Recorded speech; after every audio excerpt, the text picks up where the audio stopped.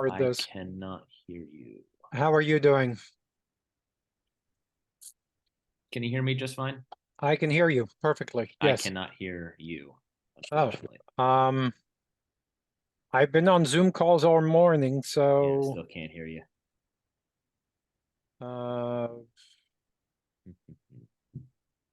are your speakers enabled? Hope it's not on my. No, can't hear you. Um, That's odd. Audio settings. Let me just check something. Output. Can you hear me? I can hear you perfectly. Ah, I can hear you now. That was weird. Sorry about that, Leo. I had a different output setting Okay, that no I'm used to. problem. How are you? Good to see you. Good to see you. How did we meet? I saw a TikTok video, and then I sent you an email. Okay, Yeah. So, small world. it's getting smaller. I know. You're coming out of Canada, correct? Toronto, yes, Toronto, Canada. And Okay. and you? Right now, I'm in Los Angeles.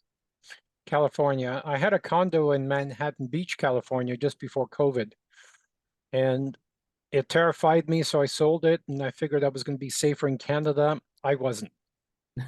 I Why? should have stayed there because we have a corrupt prime minister here who should be in jail, but that's a whole other That's conversation. a whole other thing. Yeah. Yeah, so tell me about your business. What is it you do? So the business that I told you about, it's a production business, a film production, and we take IP, we take scripts, and we make it into a finished product. We just finished one this year, the film that I wrote and produced, and right now we're sending it off to film festival circuit. Nice, So nice. that's in a My highlight. sister was an executive on the other side. She would buy your scripts Mm, and and turn them into series or movies. So, but she has since retired, and so I always thought that was an interesting business, but it never got into it. it's definitely an interesting business, and yeah, it's a crazy one, especially right now. Everything is kind of on a damper. I don't know if you heard about the strike. Yep, Uh, yep. yeah, SAG and the WGA. So really not much is happening right now, and part of the reason why I was interested in talking with you is you were talking more about like building a life and what are the business Designing a life. designing a life, and what are the businesses that are going to allow you to have that lifestyle that you want, Hmm.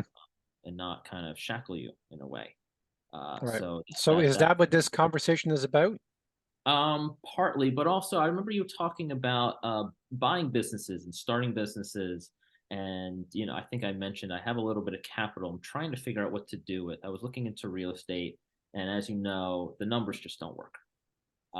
At least with what I'm seeing with my limited uh, scope. Okay. So Well, I'm trying to figure out. let's stick with real estate for a second. We do Okay, have 30 minutes. we do. So, I mean, I started my first construction business at 17, made my first million before I was 25, and I was pouring all the profits into real estate. Hmm. There was a period of time where we were flipping about 12 houses a month. Um, and we were making between 30 and 80,000 back then, which, most people are comfortable with, and you're doing, 12 transactions a month. I mean, you can make some money. Hmm. But I found it too slow. Then I got into commercial flipping, basically tying up properties. I'll give you a quick example. There's um, a, a small town here called Stratford, and there's an indoor plaza there called Festival Square. So basically, I saw an opportunity where I could take $50,000 to tie up this property, a small indoor plaza, really cute, really unique indoor property, indoor I think you made a plaza. video. Did you make a video on this? I I think did actually on heard. YouTube. Yeah. I think I heard about this, but keep Okay. going. So, anyways, I basically changed the concept a little bit, created an artist rendering, started flogging it to China. Back then, I was trying to flog everything to China for some reason, but a local company bought it, and I made $850,000 in 3 weeks by flipping paper. Mhm. So is that what you mean about real estate? Is For that me, what you're trying to do? real estate, I wanted to buy and hold. Buy and And hold. Okay, buy and hold, you're going to run out of money very quickly. I see. Well, Okay. yeah, because you're tying it up into however many you're able Yeah. to have capital for. So, I mean, uh, buy and hold does work as long as you're able to refinance to get some cash out and buy other properties and refinance and cash out and buy other properties, but it's still a small process. If I were in your shoes, if I had 50 grand or 100 grand, I would flip a bit to build my capital, mm, then use that capital to start getting into.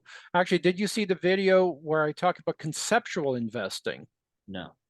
Conceptual investing, if you have, let's say, 100 grand, um, is you find a concept, and again, I used a property here that was underutilized, and it was M2 zoning, and M2 allows for dirty automotive.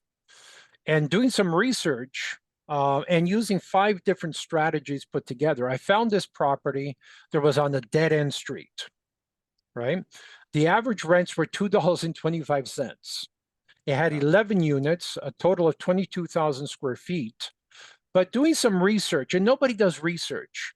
When I did some research, I found that Matheson was, a highway, not a major highway, just, a small highway that was going to front near the property.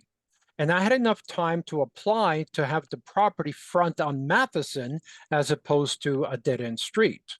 So armed with all this strategy and armed with an artist rendering, and I created a concept called Auto World because again, research showed me that automotive was willing to pay $22 at that time a square foot. Average rents were $2.25, and I had a lot of vacancies. You see the opportunities? So just by creating an Auto World concept, and again, I just put 50,000 to tie up the property because they wanted to get rid of this thing because they were losing their shirts. They didn't see the opportunity. So again, started flogging it to China, and the local company bought it, and I tied it up for 1.2 million, and the first offer was 2.4 million, right? So, and I created basically $50,000 made me 1.2 million by flipping paper. Yeah. Okay. So there's I mean, look at the opportunities now with office space, right? There's a glutton of office space available today. I'm not saying that I have a strategy for that because, the short-term office rentals is a great idea. But if you look at all the short-term office companies, either they're doing it wrong or whatever is happening, they're losing their shirts, they're losing their minds, right? Right. Because I don't think there's the proper branding and differentiation. There isn't the marketing aspect in their business blueprint. But I still believe there's an opportunity, even though everybody that's doing it is losing their shirt. There's got to be an opportunity there. Now, a lot of businesses, I don't, everything that I hear about office space and office buildings, if you look in San Francisco and some other big cities where there's large, office buildings, especially from COVID, a lot of people are still working from home and choose and want to still have that remote or hybrid work situation. And so you have a lot of empty space in these Yeah. office buildings. Yeah. Are you talking about smaller office buildings or different kinds of Or businesses? even taking 1 or 2 floors in these high-rise buildings, Hmm. right, and turn it into individual offices because small businesses still need to have meetings, still need to go Yeah. somewhere, still need to have credibility and a storefront, let's call it, or Yeah. a head office, right? Yeah. I'm not saying that every business needs to be there 8 hours a day every day. No, but they schedule every Tuesday to have meetings in the office, but they have this prestigious space. Here is First Canadian Place is downtown, but parking is a problem. You have to find a place where people can congregate near a subway station or somewhere where there's free parking. So I wouldn't necessarily go downtown. I would find a place where, near a mall, near Yorkdale Mall as an example, free parking. They can go shopping afterwards, so it's convenient for them. But it has to be a business still needs credibility. Just before COVID, I was flying.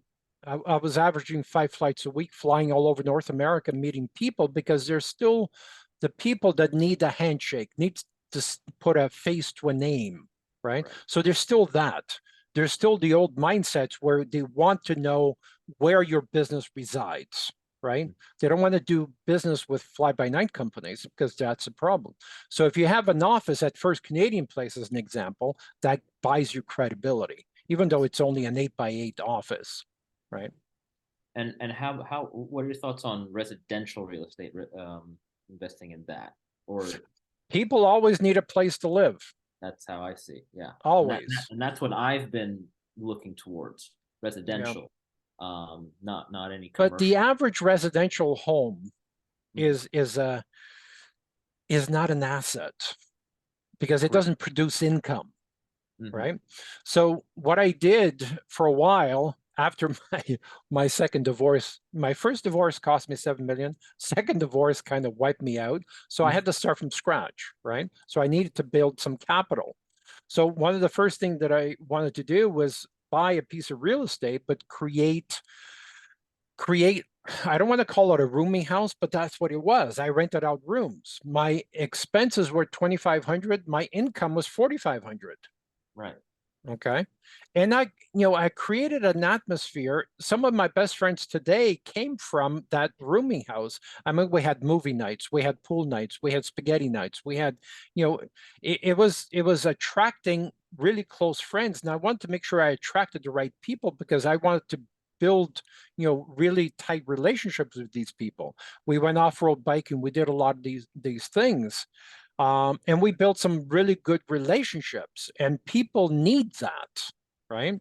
And they're willing to pay for it, Yeah. right? Yeah. Agree. So if you create that, you create an atmosphere where people want to be and really, associate with really nice people because a lot of people are going through a divorce. They don't know what's going to happen. Am I going to get back with my wife? Not, I just need a room to live in for a few months or a year or so, right? Or students from abroad, they need a place to live, right? And they will pay you. So 2,500 expenses, 4,500 was the income. So, and I'm sure, the 4,500 now is probably 6,500 today. Right. Especially here in LA, you look at some places for one bedroom and you're like, huh, ooh, Yeah, that's a lot. yeah. And that's rental, that's not a mortgage. Um, since I do have some capital and I'm trying to figure out where the best place to park it in, you were also talking about buying businesses. Yeah. Uh, and I meant before I hit on that, you were talking about doing research and how nobody's doing it. Hmm. And I agree as well, and I'm guilty of that. But I think for me, the issue is what are the resources or what are the best places? And it's not, yeah, the internet has a lot of information, but what other resources are there for research that I could go to? It means you getting your butt on an airplane, flying over, meet the people that Mm, you want to invest in, got it. take them to lunch, go to their business, show up unannounced, go to the job site, look at their financials, have lunch with a bookkeeper, the accountant, find out everything about that business. Go have coffee with a bank manager, right? Have coffee with the employees. What's the real story here, right? That's what I mean about research. And I'm not saying that you need to sit down and start a business from scratch. No, stay hands off. Like I said, I own shares in 19 different companies, right? Just be the investor, be smart money, and you'll have places to park your money and get, 30, 40% return on your money. But you got to do the research. You got to know how the business was designed. what is the branding and differentiation? How do we know you're going to go from 0 to $2 million? Show me the proof, right? Show me the business blueprint, right? And that's where I would park my money. Then 3 years later, sell the company, and there's your exit strategy. Exit strategy, right? I guess my issue is starting even before then, finding the businesses. I'll connect you with 5 or 10 businesses that could use your smart money. Okay. It's not difficult. It's not difficult, no. People make this process so difficult. It's not difficult. I sit on the CEO board. We meet every Friday. Every Friday we get introduced to at least 1 or 2 businesses that are looking for, we have a developer looking for 300 million. We have another company looking for $20,000 to $50,000. We have another company looking for 25 million. So I'll connect you with people, but keep in mind, these are companies that we haven't designed. I would rather you get involved with companies that we have designed, that have the business blueprint, have the differentiation, have all the different things, and you take, a 5% equity stake, or it's just a pure loan with no equity. It really depends on how involved you want to be. But I would suggest you fly your ass up here and meet some of these people, or fly to Arizona, or fly to Florida, or fly somewhere and meet these people and get to know these people. But before you fly, of course, you're going to have, a few Zoom calls to find out who they are, right? Yeah. But, there's nothing that can replace a handshake.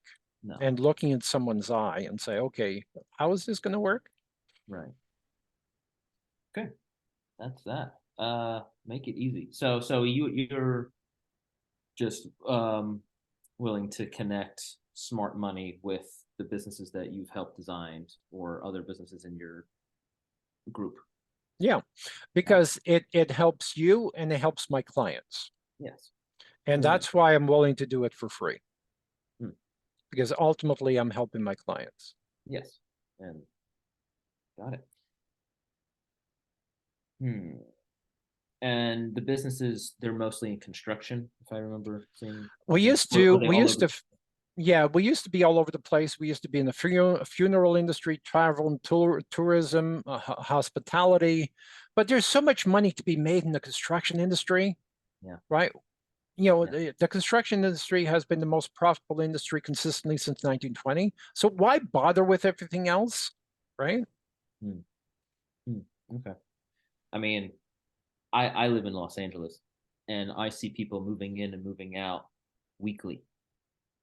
And whenever I see people moving in or moving out, in the middle of them, I see handy people going in and out, construction people repainting, or just doing any kind of maintenance on a property. I had some property, and it was a single family home, but it was a lot to maintain.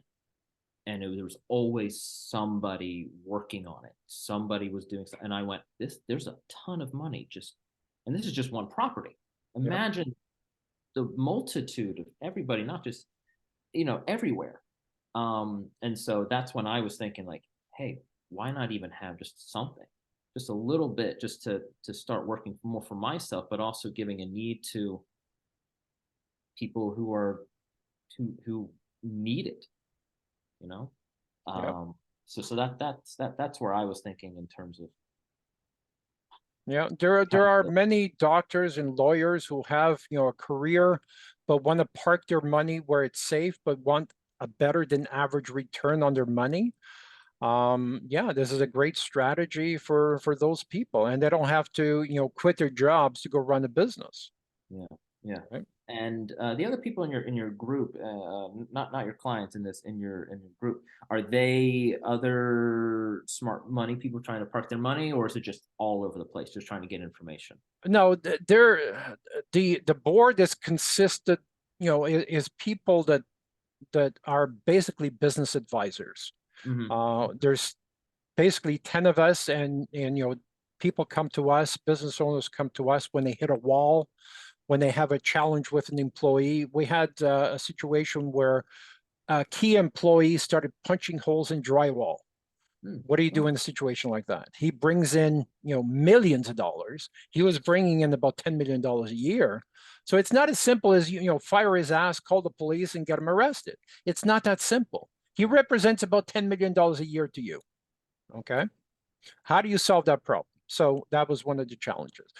A lot of times it's money related, or it's branding related, or it's the business hasn't been designed properly, or they don't understand that influence is the new currency, right? Or they don't understand leverage tools, right?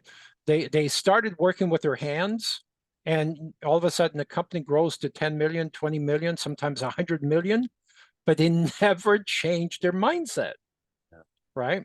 They're operating like they're still operating from the garage. So we designed the business blueprint and the foundation for the company. And so that's your business. Yes. Business. Okay. Yep. And for these others, because you were saying that you're doing this for free. Do you have any stakes in these companies that you are trying to, for lack of a better term, represent to smart money? Well, there are basically three different levels of investment. We get engaged either on an advisory level, advisory plus a done-for-you program, or what we call interim CEO program, where they pay us $100,000 a year to take them from 2 million to 10 million or 20 million. So that's how we get paid. So it's my job to help them, and if I can connect them with smart money to help them get there faster, because a lot of these businesses start with very little capital, but we need to get 3 trucks, we need equipment, we need bulldozers, we need front end loaders, we need trailers, we need marketing, we need office staff, we need social media managers, we want to start on launch day to have a full team. Then when we launch the company, we already have salespeople in place. We already have signed contracts. We start with 3 or 4 crews, and we get to $1 million in 6 to 12 months. Got it. That's the proper way to launch a business. But we need capital to do that. Of course. And so with the businesses, do you have, because there's always risk in everything, and I'm also thinking about, okay, we've had 2 failures in 40 years. Okay, that's what I was getting to. We've had 2 failures in 40 years, but then again, we're very choosy as to who we work with, because if they can't change, right? And this is why it's taking me so long to find a partner to design and build a painting franchise. I spoke with the guy, 30 minutes ago. He was on the job site. His shirt was full of paint. Now, tell me this is a guy who can drop the paintbrush, now lead people. That's not the right guy. No, right?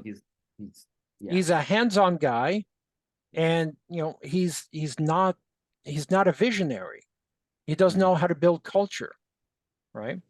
And he's the one who's has to do that, because I don't want to be involved in day-to-day. I'm like you. I don't want to be involved in day-to-day. I want to be involved in designing the business, designing the business blueprint, aggressive marketing system, differentiation tools, and the other 33 tools, and say, okay, here it is.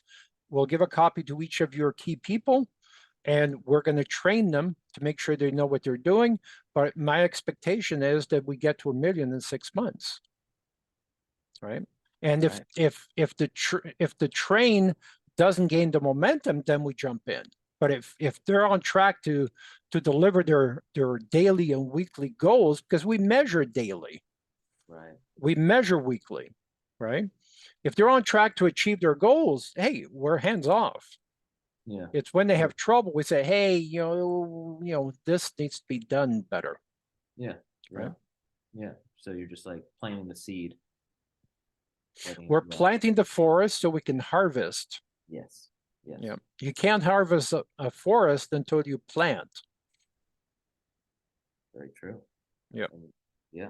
All right. So where do I go from here? Well, give it some thought. If this is something you want to do, if you want some help on the real estate side, I can help you there. If you want to park your money as smart money or just regular dumb money, that's fine too.